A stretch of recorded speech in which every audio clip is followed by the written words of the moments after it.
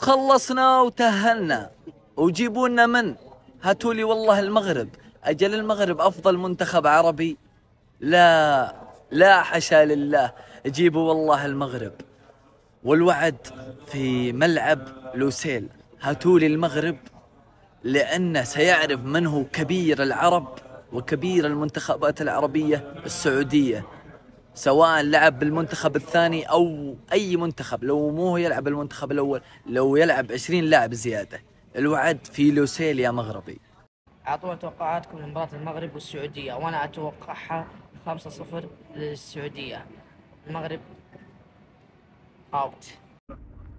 الآن مباراة قادمة مع المغرب، نبغى المغرب، هاتوا المغرب، المغرب نبغاه. ولا ليش المغرب؟ لا لا لا، هاتوا اسبانيا، نحن ما نعرف المغرب، هاتوا اسبانيا.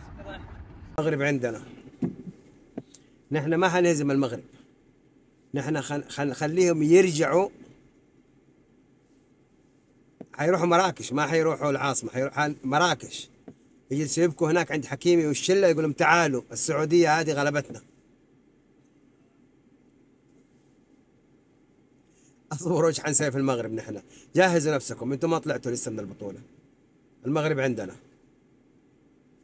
والسعوديين اللي شجعوا المغرب ابص على النظارة، السعوديين اللي شجعوا المغرب اصحى اشوفكم في الملعب. انا عماني.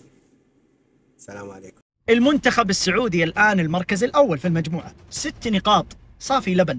المركز الثاني أخواننا المنتخب المغربي، بارك الله فيك أخويا.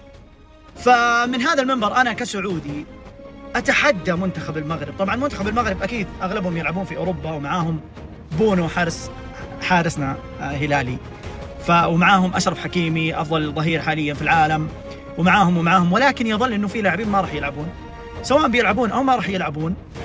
أنا عارف منتخبي زين، منتخب بلادي المنتخب السعودي ضد الفرق أو المنتخبات القوية يلعب أفضل. المنتخب المغربي لن تتأهل إلى الدور القادم إلا بأمر السعودي، لن تتأهل إلا بأمر السعودي، ولكن نحن لن ندعكم تتأهلون للدور القادم. نحن راح نختار عمان تتأهل معنا.